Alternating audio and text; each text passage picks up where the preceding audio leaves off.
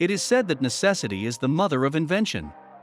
But what do you do when you have more than one invention to choose from and you end up in a dilemma? It means that there is more than one person who's pushing the cart to the finish line. And, when two sets of horns lock together, the rivalry becomes fiercer than ever. And the rivalry of Nikola Tesla and Thomas Edison was one of them.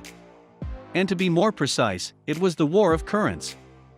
The two electrical giants went at each other with everything they had.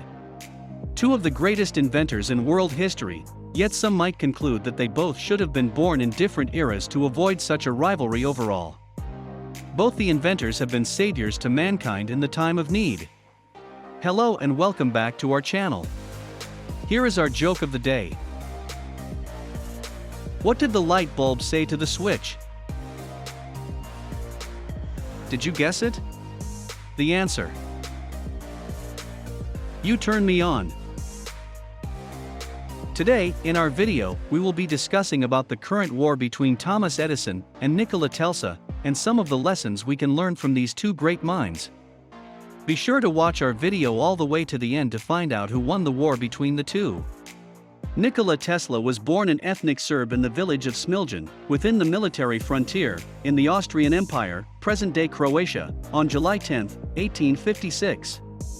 His father, Milutin Tesla, was an Eastern Orthodox priest.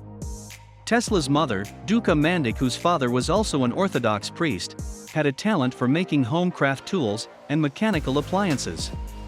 She had the ability to memorize Serbian epic poems. Telsa's mother Duka had never received a formal education. Tesla credited his eidetic memory and his creative abilities to his mother's genetics and influence.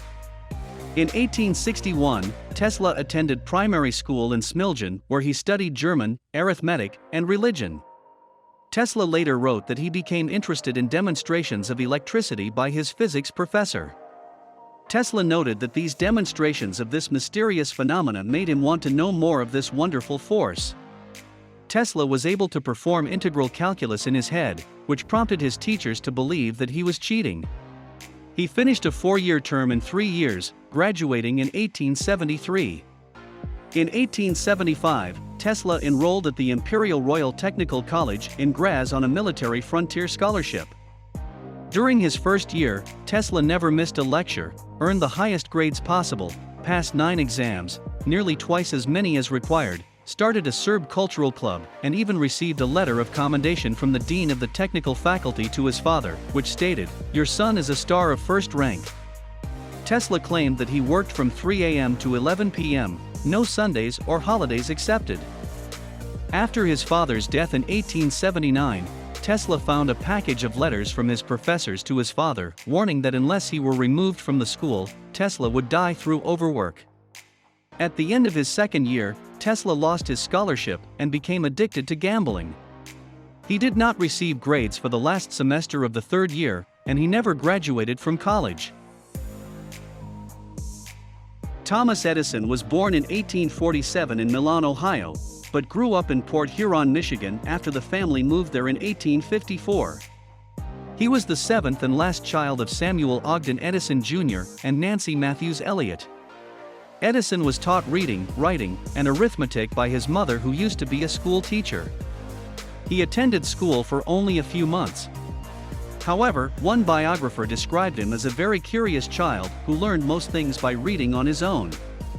As a child, he became fascinated with technology and spent hours working on experiments at home. Edison developed hearing problems at the age of 12. The cause of his deafness has been attributed to scarlet fever during childhood and recurring untreated middle ear infections. He subsequently concocted elaborate fictitious stories about the cause of his deafness.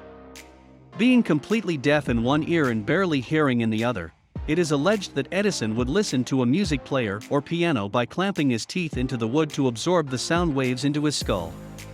As he got older, Edison believed his hearing loss allowed him to avoid distraction and concentrate more easily on his work. Thomas Edison began his career selling candy, newspapers, and vegetables on the trains running from Port Huron to Detroit. He was making $50 a week in profit by the age of 13, or about $1,600 US per week in today's money, most of which went to buying equipment for electric and chemical experiments. Edison obtained the exclusive right to sell newspapers on the road, and, with the aid of 4 assistants, he printed the Grand Trunk Herald, which he sold with his other papers. This began Edison's long streak of entrepreneurial ventures, as he discovered his talents as a businessman. Ultimately, his entrepreneurship was central to the formation of some 14 companies, including General Electric, still one of the largest publicly traded companies in the world.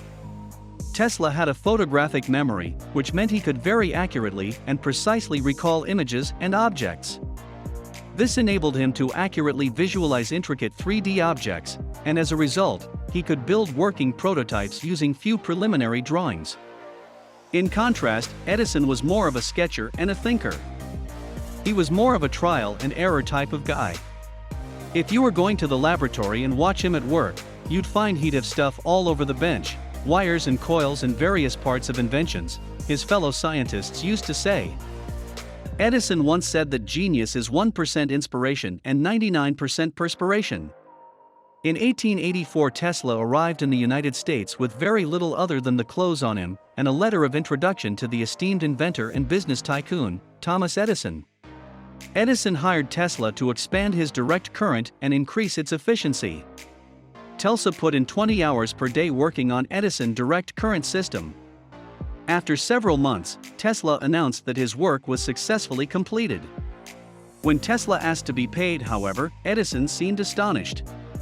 He explained that the offer of $50,000 of fixing the issues with his DC had been made in jest. "When you become a full-fledged American, you will appreciate an American joke," Edison said.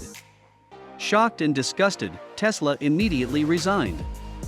Word began to spread that a foreigner of unusual talent was digging ditches to stay alive, as Telsa took on odd jobs to put food on the table.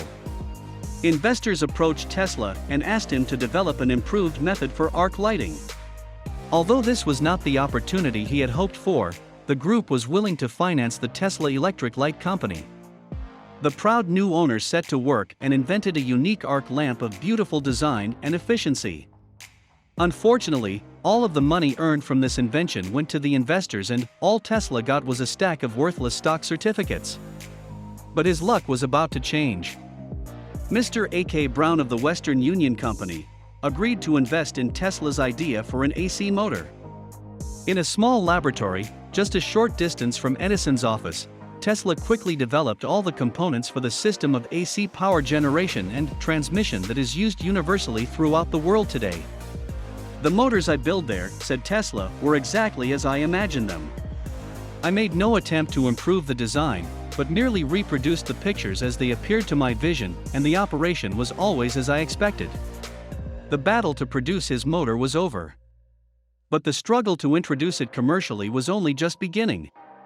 Tesla's AC systems eventually caught the attention of American engineer and businessman George Westinghouse, who was looking for a solution to supply the nation with long-distance power. Tesla's AC power generation provided the same. Because he was convinced that Tesla's inventions will help him achieve this, he purchased his patents for $60,000, $2 million US dollars, in today's money, in cash and stock in the Westinghouse Corporation. In the late 1880s, when electricity was the Wild West of technology, no one knew what kind of system was going to succeed.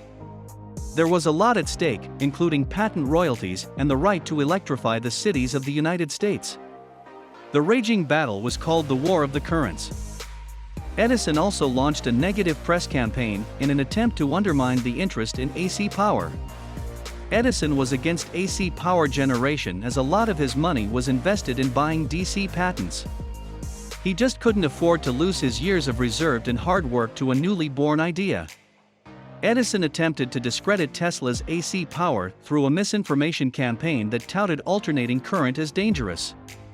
Edison even publicly electrocuted stray animals using AC power as a scare tactic. Tesla countered Edison by publicly shocking himself with 250,000 volts using alternating current to showcase its safety.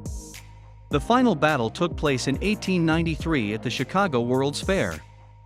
On one side, there was famously celebrated inventor Thomas Edison. On the other, his former employee Nikola Tesla. And what were they fighting over? Love, religion, territory? None of the above. They were fighting over alternating current, AC, versus direct current, DC. As the public interest in the alternating current system grew, Tesla and Westinghouse stood in direct competition with Thomas Edison, who was intent on selling his direct current system to the nation. Edison had dispelled Tesla's AC system of electric power transmission, calling it impractical, instead of promoting his simpler yet less efficient DC system. So who won the current war between Edison and Nikola Tesla? Nikola Tesla won the war. That's right. Telsa had the last laugh. The Westinghouse Corporation won the bid for illuminating the Chicago World's Fair, the first all-electric fair in history. At the end of their careers, Edison had a little over 1,000 patents while Tesla had less than 300.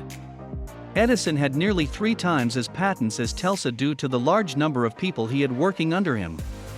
Tesla, on the other hand, always looked at the big picture with everything that he invented. His inventions weren't in demand during the time, but later on, they would change the scope of the world forever. For instance, the Tesla coil he created is used in radios, televisions, phone sets, and cell phones to date. So what lessons can we learn from these two giant minds? 1. Take risks in life. Had Telsa not resigned working for Edison for refusing to pay him the $50,000, Edison would have received credit for many of his great inventions, and very few people would know the name of Nikola Tesla today. 2. Have a great work ethic. One of the few similarities that both of Edison and Telsa had in common was their work ethic. Both of them normally would sleep 2 to 3 hours a day, and the rest of their time was on their work. Imagine if each one of us put this many hours into our calling. How far would we be of our competitors? And 3. Be the best in your craft. When you are good at what you do, people and money will come chasing after you. We saw an example of this when Westinghouse offered Telsa $60,000 for his patent. Telsa didn't go around looking for investors to invest in his idea. The investors came to Telsa. That's all for this video. If you enjoyed this video, don't forget to hit like and subscribe, and be sure to turn on the bell notifications so you don't miss any videos just like this one. If you enjoyed this video, you're sure to enjoy the video about King Mansa Musa. We'll see you in the next one. Thanks for watching.